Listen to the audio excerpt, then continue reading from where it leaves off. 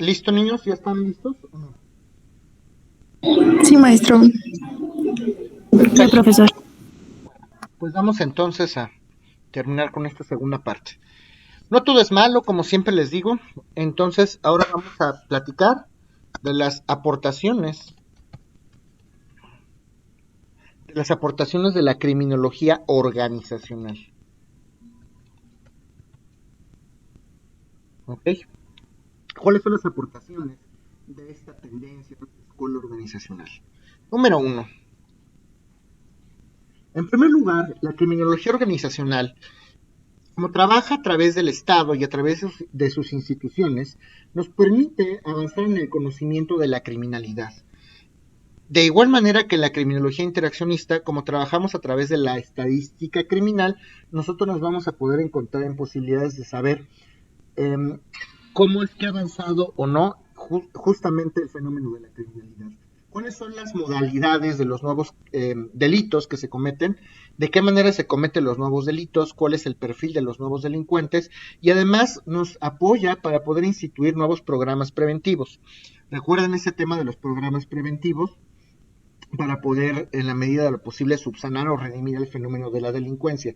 Gracias a las estadísticas y gracias a que el gobierno, que es quien tiene el poder, trabaja esta escuela organizacional, podemos entonces tomar ese tipo de acciones. A través de la estadística podemos desarrollar nuevos programas preventivos y además podemos avanzar en el conocimiento de la criminalidad. Uno donde tiraban un celular y se lo agarraba, desde ahí empezaban las extorsiones. Hay tantas nuevas modalidades de los delitos, tengan cuidado, sobre todo en redes sociales, porque esto es lo que ahorita se está desarrollando. ¿Ok? Redes sociales es lo de hoy. Dos, naturalmente, igual que la criminología interaccionista, como trabajamos a través de la estadística y a través de las cifras, nos vamos a encontrar en posibilidades, desde el punto de vista de la criminología organizacional, para conocer cuál es el costo económico y social. ¿Cuál es el costo económico social del delito? ¿Cuánto cuesta, como les comentaba, cuánto cuesta mantener un reclusorio? ¿Cuánto cuesta mantener un sistema de justicia penal? Vamos a poder conocer los costos. ¿Quién mejor que la propia institución sepa cuánto cuesta? Y entonces tendríamos que estar en posibilidad de saber cuánto ingreso más necesitamos para poder mejorar las cosas. Cosa que esperemos que algún día se haga de esta manera. ¿Ok? ¿Hasta aquí alguien tiene alguna duda? No, profe. Maestro. Ok. Tres, a través de las estadísticas y a través de la información que nos arroja el propio gobierno, nos vamos a encontrar en posibilidades de conocer cuáles son justamente las necesidades de los gobernados, cuáles son las necesidades que tenemos los gobernados en torno a cambiar las leyes penales, cuáles son nuestras necesidades actuales, qué es lo que tenemos que reformar, en dónde tenemos que trabajar. A lo mejor nuestro proceso penal no es del todo adecuado, todavía tiene muchos defectos, no lo sabemos, y a lo mejor tenemos que trabajar en eso, ¿ok? Puede ser que sí, puede ser que no. En los castigos, a lo mejor ya no nada más tenemos que hablar de castigos, como se los comenté con Neil Christie. A lo mejor tenemos que hablar también de medidas de prevención o de tratamiento al delincuente, cosa que ahorita no se está tomando en consideración. Todas estas necesidades las podemos conocer a través del análisis que se hace en las tendencias organizacionales. Un cuarto beneficio es que como el gobierno es quien lleva a cabo este tipo de acciones, es posible trabajar a través de convenios entre estados para poder combatir la criminalidad. No es que nada más le interese a la Ciudad de México o al Estado de México o a Sinaloa convertir el crimen. A todos como nación nos interesa. Pero ¿qué pasa cuando cruzamos de un estado a otro? Ya es tu problema. No, ahora va a ser tu problema, Estado de México. Ahora es de Guanajuato. Entonces tenemos que trabajar a través de convenios para que todos de manera uniforme podamos combatir de la misma manera a este fenómeno de la delincuencia. Y eso solamente lo podemos hacer a través de las instituciones competentes. Por eso esto se considera como un acierto. ¿Ok? Y un quinto acierto, podemos conocer justamente los casos concretos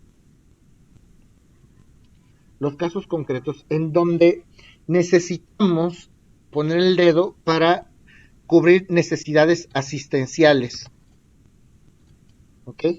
Necesidades asistenciales y no represivas.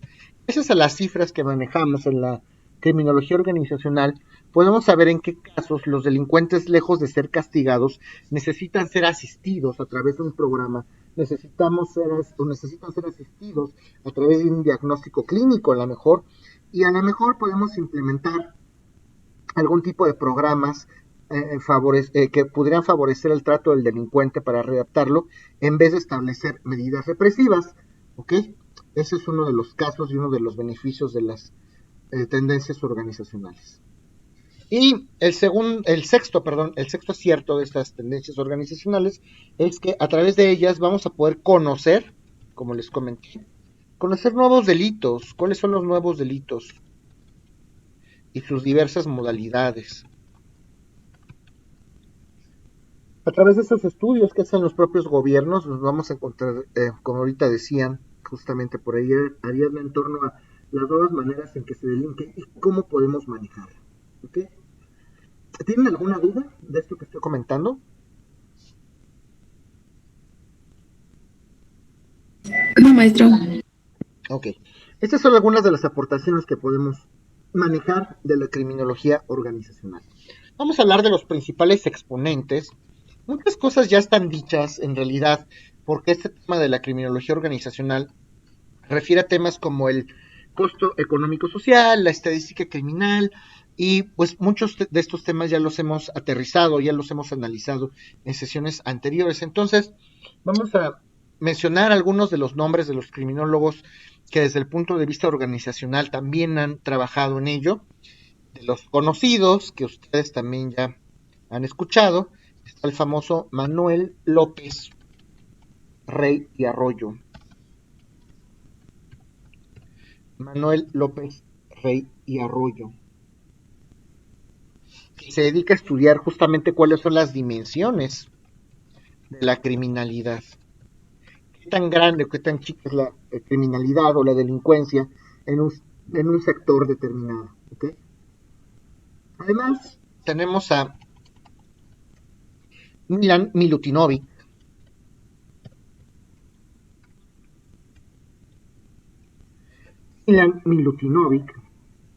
quien hace una serie de estudios en materia de política criminal.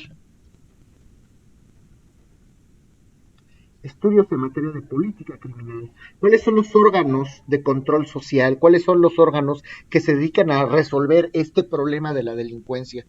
Vamos a dedicarnos a estudiar cuáles son las políticas que hacen los gobiernos y cómo lo hacen, cómo solucionan este problema de la delincuencia.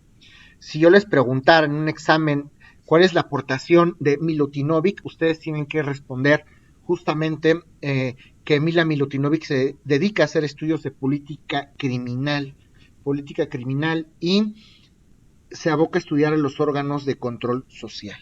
¿Ok? ¿Hasta aquí tienen alguna duda? Ok. Vamos a hablar de Alfonso Quirós Cuarón. Y Alfonso Quirós Cuarón se dedica a estudiar ese tema que ya hemos platicado mucho, es el costo económico social del delito. El costo económico social del delito. Esto que ya hablamos. ¿Cuánto cuesta que una persona delinca? ¿Cuánto nos cuesta a la sociedad y cuánto le cuesta a las instituciones? No hay nada novedoso. ¿Ok? André Bossart es otro criminólogo organizacional.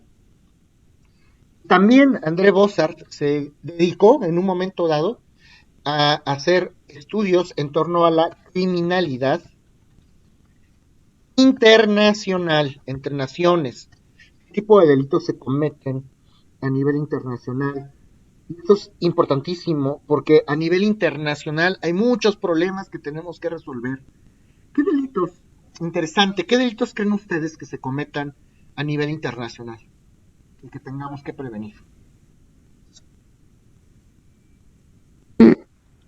La trata de blancas, ¿no?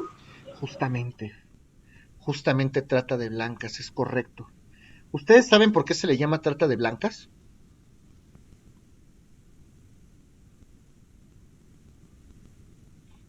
¿A alguien se le ocurre? Secuestro, sí. ¿Nadie se le ocurre por qué se llama trata de blancas? ¿Por qué blancas? ¿Qué es blanca? Por el color de piel. Sí, justamente. Los europeos, hace muchos años, se dedicaban a trasladar mujeres blancas para comercializarlas sexualmente. De ahí viene el nombre o la denominación de trata de blancas. ¿Ok? Justamente. Entonces, efectivamente hablamos de la trata de blancas, hablamos del tráfico de niños, por ejemplo, extorsiones. ¿Será más fácil que te extorsionen aquí en México o que te extorsionen de Estados Unidos o de Canadá? Pudiera ser extorsiones, pero ya es una extorsión más sofisticada. Eh, el tráfico de niños, violaciones. Las violaciones son un delito local. Generalmente, y triste, lo más triste de todo esto es que las violaciones generalmente se dan entre parientes, se dan entre miembros de la familia, entre miembros allegados. Hay estadísticas que dicen que estas violaciones, este delito se da entre personas cercanas. Sí, eso sí, trata de órganos, más bien tráfico de órganos, eso es correcto. Tráfico de órganos, eso sí, el tráfico de órganos. El tráfico de armas, por ejemplo, el tráfico de armas. Y novedoso, publicaciones obscenas. ¿Qué es esto de las publicaciones obscenas? ¿Qué se les ocurre?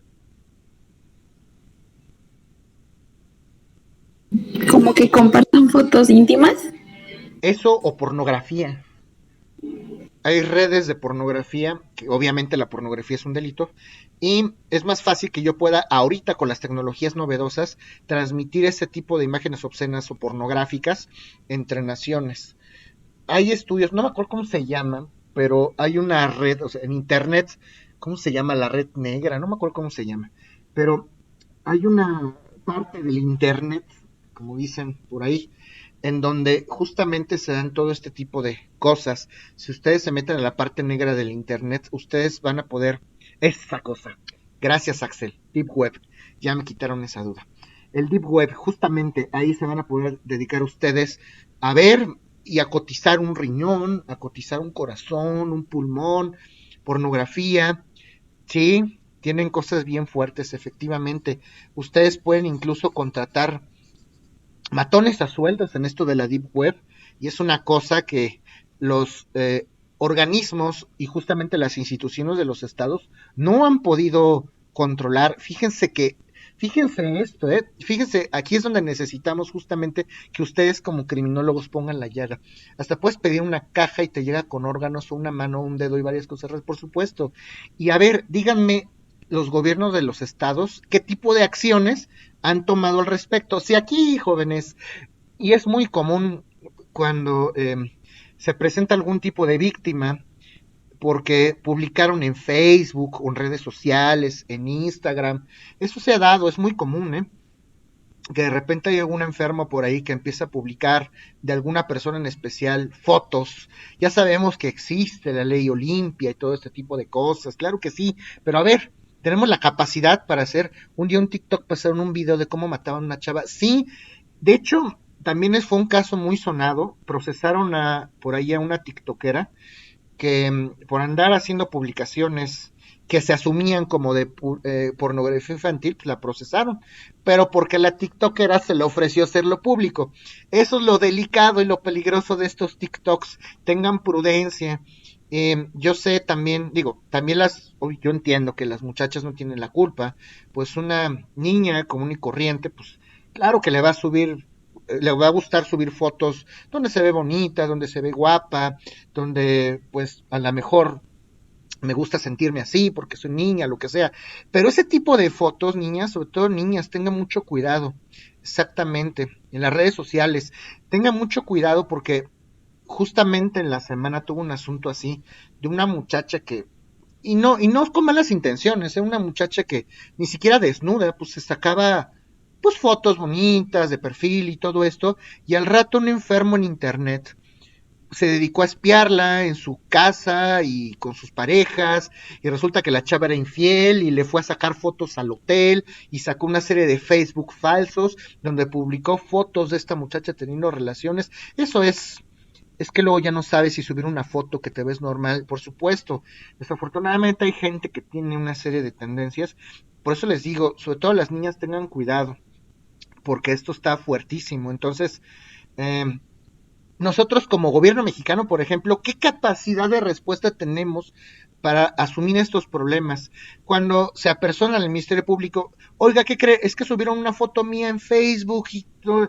Ah, pero entonces tú le pusiste el cuerno a tu marido. No, a ver, señor, no le estoy preguntando si le puse el cuerno o no a mi marido. La situación es que publicaron una foto mía desnuda. ¿Qué va a hacer al respecto? Eso es un delito. Como se darán cuenta, este tipo de conductas son las que todavía no podemos regular, todavía no podemos castigar en México. En otros países sí, pero aquí en México necesitamos manos, necesitamos gente que haga fuerte las instituciones, especialistas. Se van a la policía cibernética y lo que hacen es pues, conectar un aparato a su celular, integran las en Twitter también, por supuesto, conectan un aparato a sus dispositivos, sacan las fotos, las desencriptan y las integran a la averiguación después de 3 meses. Pues mientras tanto, ustedes siguen siendo víctimas de un delito eh, y no ha sido castigado y ustedes siguen teniendo repercusiones sociales, ustedes siguen sintiéndose intimidados e intimidadas porque no saben quién los está vigilando. Entonces, ahí es donde tenemos que poner el dedo y estas son las nuevas modalidades de los delitos, ¿ok? Bueno, críticas que se hacen a la luz de las tendencias organizacionales. Y hay algunos autores que se dedican a hacer estudios de las políticas criminológicas en las ciudades más seguras, como es el caso de Irving Waller,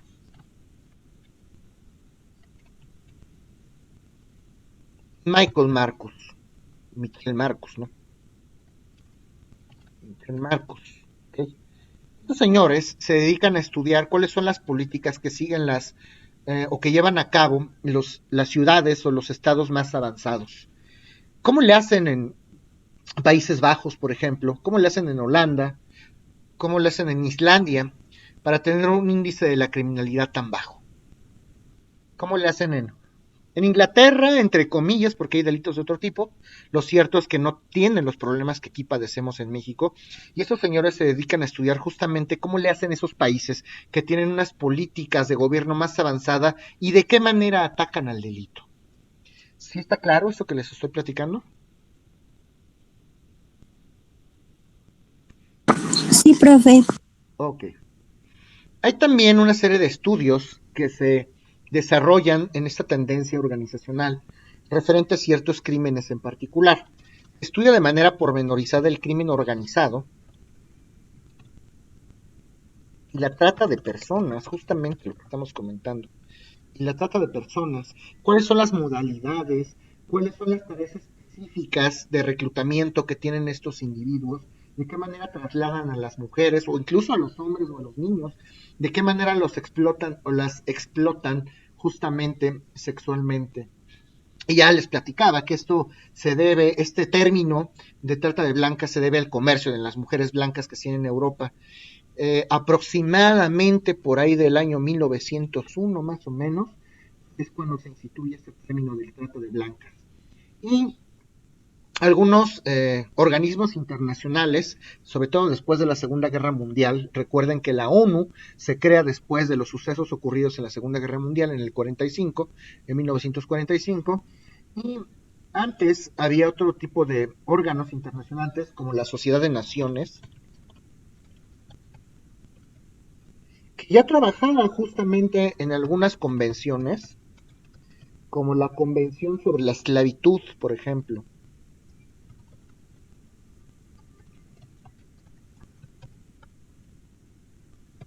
Todas esas prácticas de esclavitud, pues, naturalmente, pues tendrían que ser abolidas, pero en 1901 todavía teníamos algún tipo de estas prácticas y además la trata de blancas no necesariamente tenía que ser sexual, ¿eh? Podíamos nosotros raptar o capturar o secuestrar a una persona para comercializarla como esclava o como empleada doméstica en algún otro país. Entonces se dedicaban por lo general a secuestrar muchachas de temprana edad de alguna región, de algún pueblo, las vendían, se las vendían a personas adineradas para que les hicieran a lo mejor estas labores domésticas. Eh, Además, la Sociedad de Naciones también se dedicó a estudiar qué tipo de necesidades tienen las víctimas del delito de la trata de blancas. ¿Cuáles son las necesidades de estas pobres mujeres o de estos pobres muchachos o hasta niños que son víctimas de estos delitos? ¿Qué necesitamos hacer para protegerlos? Por ejemplo, atención psicológica, por ejemplo, protección por parte de los gobiernos, por ejemplo, protección por parte de las familias. Todo ese tipo de cosas como propiciar a lo mejor alguna fuente de empleo, porque muchas mujeres lo hacen justamente porque no tienen los medios suficientes para poder encontrar un trabajo adecuado y pues obviamente vienen este tipo de abusos. ¿Sí está claro esto que estoy comentando?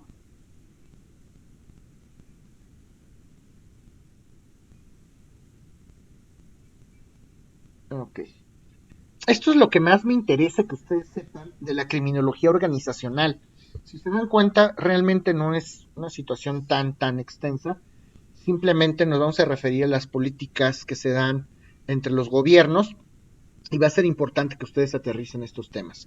Con esto prácticamente terminamos de estudiar estas tres tendencias que son objeto de este semestre, tres tendencias criminológicas, son las más importantes: la escuela clínica, criminología clínica, la escuela de la criminología interaccionista y la escuela de la criminología organizacional. Se trata, como comenté al principio, de que ustedes desarrollen un criterio como criminólogos. No tienen que estar casados con alguna escuela, o sí, si ustedes quieren, pues también es válido.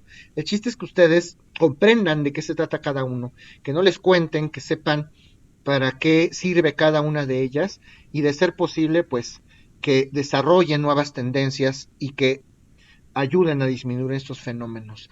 ¿Alguno de ustedes se familiarizó más con alguna de las tres escuelas? ¿Tuvo algún tipo de inclinación hacia la clínica, hacia la interaccionista o hacia la organizacional, para saber más o menos hacia dónde van sus perfiles vocacionales? ¿Alguno de ustedes se familiarizó con alguna? Axel o la organizacional. Leti, También la misma organizacional. organizacional. ¿Los demás? A mi clínica. Clínica. Interesante. ¿Quién Yo más? también Clínica. Con la clínica y la organizacional. Son las tres principales. Qué bueno. Ustedes ya pueden decir que ya saben de lo que hablan. Si bien no son súper doctos, por lo menos ya tienen un bagaje elemental de qué trata cada una de las escuelas. Ya saben si les gustó cada una de ellas, o la organizacional, la clínica, ya saben hacia dónde pueden inclinarse para hacer a lo mejor algún tipo de práctica profesional en torno a su titulación. Van a llevar materias durante su carrera a continuación que pueden ser de criminalística, victimología, sistemas policiales, pueden llevar otro tipo de materias. Lo cierto es que la carrera es derecho y criminología. Como criminólogos tienen que saber también hacia qué tendencia se van a abocar. En derecho todavía no les pregunto porque les faltan muchas cosas por ver todavía. En derecho pues, hay mucho penalista, muchas personas que se inclinan hacia lo penal, pero pues falta ver civil, falta ver administrativo, falta ver mercantil, concursal, inmobiliario, falta muchas cosas. Todavía hay algunas cosas que ver. Bueno, a partir de este momento vamos a estudiar ahora sí, que esto también es bastante interesante e importante, el enfoque psicoanalítico de la delincuencia. Enfoque psicoanalítico de la delincuencia. Nadie me dijo interaccionista, qué curioso. Tal vez fue la más aburrida, no lo sé. Ok, enfoque psicoanalítico de la delincuencia. Para hablar del enfoque psicoanalítico de la delincuencia, tenemos que hablar naturalmente del psicoanálisis. Vamos a hablar un poquito de psicología, psicoanálisis, tenemos que hablar un poquito del psicoanálisis. Y para hablar del psicoanálisis, tenemos que hablar de su amigo Sigmund Freud. este famoso exponente de la criminología, de la psicología. A la luz de la psicología, deben ustedes saber que hay varias teorías para comprender el comportamiento de la personalidad o para comprender el comportamiento de algún ente en especial, ¿ok? Una de ellas, de las más famosas, es el psicoanálisis de Sigmund Freud, pero no es la única. Está Pavlov, están los estructuralistas, están, por ejemplo, las gestalts, las teorías de las gestalts, que también ya comentamos en un momento dado. Desde el punto de vista criminológico, que esto también, recuerden, que Sigmund Freud, como analizaba a los delincuentes desde el punto de vista clínico, porque los analiza como un paciente, vamos a analizar, vamos a meternos, a explorar su mente. Sigmund Freud se caracteriza también por ser incorporado a las tendencias clínicas. Y tenemos que entender cuál es el pensamiento y cuál es la obra de Sigmund Freud denominada psicoanálisis. Y algunos de los, obviamente hay varios muchachos y varias personas que continúan con los estudios de Sigmund Freud, que continúan siguiendo estas tendencias psicoanalíticas, como es el caso de Winnicott y Bowley. Ay, no, lo escribí mal. Bowley, así se escribe Bowley. Ok, entonces, para hablar del psicoanálisis tenemos que hablar de Freud, y en 1915, justamente, Sigmund Freud publicó un artículo llamado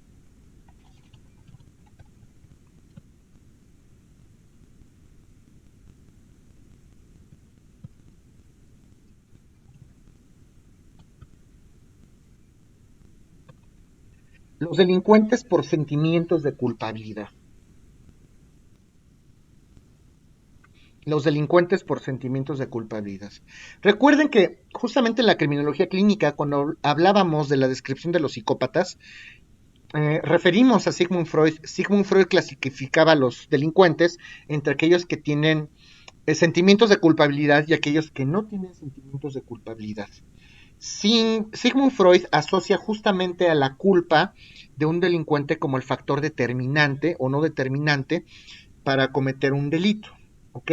Y además, Sigmund Freud asocia a la culpa también del delincuente, esta culpa famosa, con el famoso complejo de Edipo en los hombres,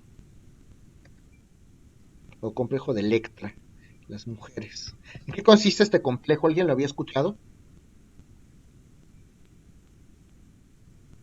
No. No he Sí, ido. A profesor, ver, ya no me acuerdo muy bien. ok. ¿Han escuchado estos casos donde el hijo se enamora de la mamá? Sí, sí, profe. Y es luego eso vuelve un problema cuando bueno, en la sociedad básicamente. Ay, Justamente. mi cabeza. No, sí, esto es delicado, pero sí existe.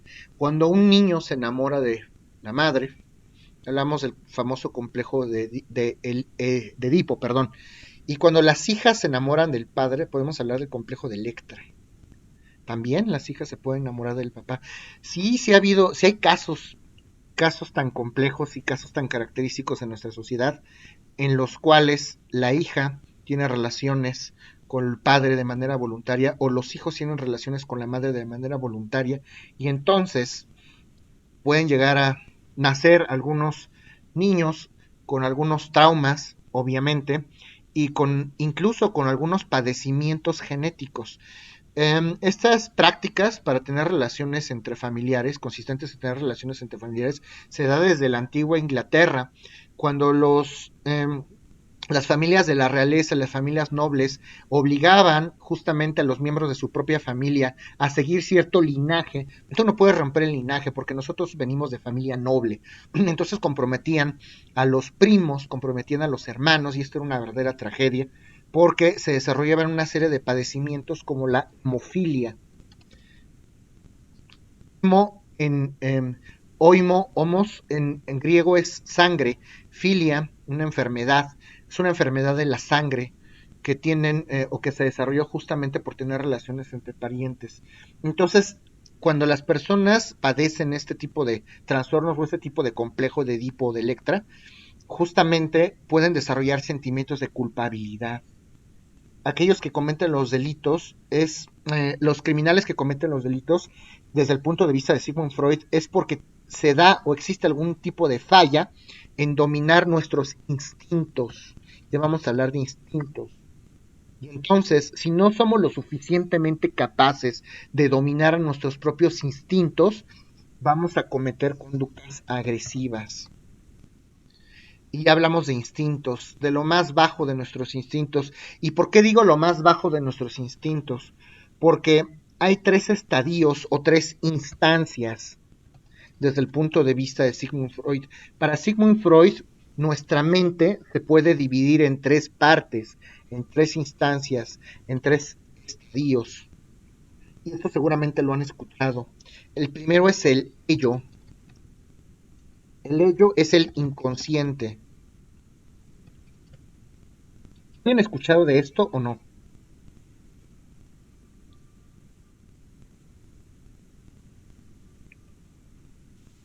Sí, también, profe. El segundo estadio es el yo. El yo es el consciente. La personalidad que expresamos, cómo nos desenvolvemos actualmente, las acciones que llevamos a cabo de manera racional y subsecuente y pensada. Y el tercer estadio es el superyo.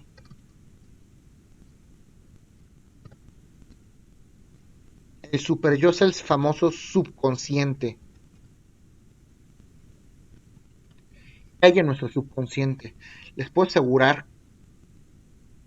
tal vez algunos sí lo sepan, pero la gran generalidad de nosotros tal vez no sepamos qué hay en el inconsciente y qué hay en el subconsciente. El subconsciente se refiere justamente, o el superyo, se refiere a esa parte de nosotros, en nuestro cerebro, que además no conocemos porque está sumamente oculta, a la internalización y a nuestras prohibiciones, a esas prohibiciones internas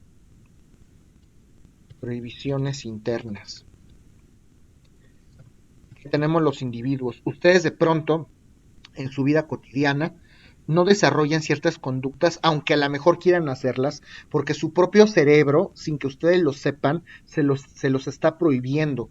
Y entonces hay un combate de fuerzas represivas en su psique. Mi propio cerebro me está reprimiendo. No está bien que yo lastime a la gente, pero a lo mejor en alguna parte de mi mente sí me gusta lastimar a las personas, pero hay una parte de mí que no me permite hacerlo porque me está reprimiendo mi propio cerebro. ¿Sí me doy a entender cómo va un poco el análisis de Sigmund Freud? Sí, profe. Vamos a analizar estos 3 estadios de manera pormenorizada, pero eso ya será materia de la siguiente sesión, niñas, porque ya no nos da tiempo, ¿ok? ¿Tienen alguna duda de lo que comenté hasta este momento?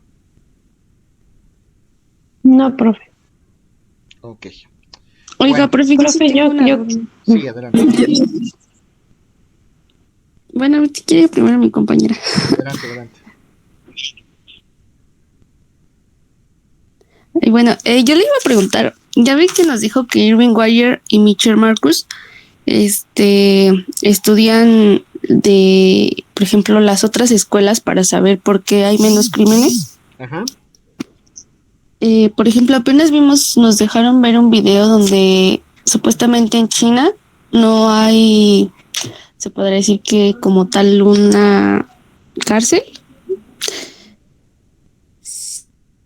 sino ¿Por qué no hay cárceles en que son China? como que ocultas. Ah, ok.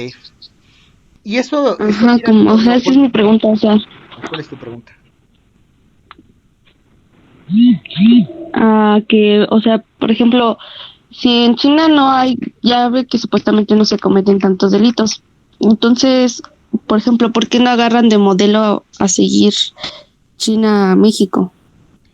Porque la cultura, justamente hay que tomar en consideración varios factores, porque la cultura de los chinos, la cultura de los japoneses, de los orientales, es totalmente distinta a la cultura que tenemos aquí los mexicanos. Tengo un cliente yo por ejemplo que es de Taiwán, en un asunto penal, y este señor asume que hay que apretar un botón, y apretando el botón inmediatamente ya van a someter ya van a meter a la cárcel a los delincuentes y se les castiga y el proceso se lleva en 2 días, y no es así. Aquí en México las instituciones no trabajan así, se lleva a cabo una investigación, las autoridades son lentas, ellos tienen otra cultura donde trabaja más rápido, donde están revolucionados, donde prevalecen otro tipo de valores, a lo mejor como el honor, se dan otro tipo de delitos, claro, se dan otro tipo de leyes, y bueno, pudiera ser que tomemos como referencia, que sería un tema importante, algún modelo de prevención chino, siempre y cuando podemos adaptar toda esa serie de factores, a lo mejor antropológicos, étnicos, culturales, económicos, y si logran encajar con los mexicanos, a lo mejor podríamos implementar algo al respecto. ¿Ok? Uh-huh. Ah, ya, está bien, profe. Ok. ¿Alguien más? Yo, maestro. Sí, Leti. Uh-huh. Es que no apunté, o más bien no entendí que dijo que era hemofilia, o sea, que era hemos y lo demás. Hemos viene de la palabra griega que es sangre, y filia, que es una enfermedad. Ah, ok. Es una Gracias, enfermedad maestro. de la sangre, ¿ok? No coagulan. Gracias. Las personas que tienen hemofilia no coagulan. Imagínense, si ustedes hacen una cortadita y tienen hemofilia, con una cortadita chiquita se desangran y se mueren. Eso es la hemofilia. ¿Ok? Bueno, ¿alguna otra duda? Profe, yo le quería preguntar algo, pero es respecto a lo del trabajo prototípico. Cuéntame. Bueno, es que nos dio a conocer el resultado, por así decirlo, de nuestro trabajo, de mi equipo, pero nos dijo que no contaba con las características. Entonces, nuestra duda es si nos puede decir qué fue lo que nos falló. Por supuesto Mi que equipo sí. es bueno, no sé si se acuerda o se las menciono. Ok, mire, a los que les puse que no es vasto el trabajo, por ejemplo, en el caso de las personitas que me hicieron un tríptico, pues a lo mejor me hicieron bonito el tríptico, me pusieron ilustraciones y todo, pero no me hicieron una descripción pormenorizada de las conductas de los sujetos. Número 1, tienen que describir las conductas pormenorizadas y tienen que explicarme por qué concluyeron que tienen esas conductas o por qué te presentan esos trastornos. Número 2, tienen que eh, explicarme de qué fuente obtuvieron la descripción de esos perfiles. No nada más se trata de decir, yo creo que es psicópata. A ver, ¿por qué crees que es psicópata? ¿Qué rasgos tiene? ¿Y de dónde obtuviste esa información? Y número 3, tienen que explicarme también cuáles son otros factores, desde el punto de vista de las escuelas que hemos visto, a lo mejor desde la interaccionista, otros factores que pudieron haber influido en esos personajes para que cometieran esos delitos. Su educación, su cultura, su religión, y al final póngame una bibliografía. El estudio tiene que ser vasto, no basta con que me pongan, es que yo creo que tiene tendencias maníaco-depresivas. Todos, psicópatas. Sí, ¿por qué? No me diga nada más que es un psicópata, explíqueme por qué, de dónde obtuvieron esa información y qué otros elementos tienen para basarse en ello. Ponga bibliografía, libros, no páginas de internet. Más o menos eso. Y es para todos, no nada más en tu caso, ¿ok? Más o menos quedó un poquito claro. Ok. Sí, profe, no. Gracias. Okay. Profe, tengo una duda. Entonces, por ejemplo, tendría que ser, no sé, ejemplo, este personaje es así porque nosotros lo estamos catalizando como tal vez como psicópata porque, no sé, tiene características impulsivas y así. Exacto, o sea, más o menos así. Exacto, con base a lo mejor en las características que yo les di. Si tienen dudas, de todas maneras, si tienen dudas de cualquier manera, búsquenme, escríbanme. Hay muchos alumnos que me escriben, oiga, ¿cómo le hago el dictamen? Escríbanme sin miedo y yo los puedo orientar mejor, ¿ok? Ok, bueno, perfecto. Gracias, niños. Nos vemos el próximo sábado.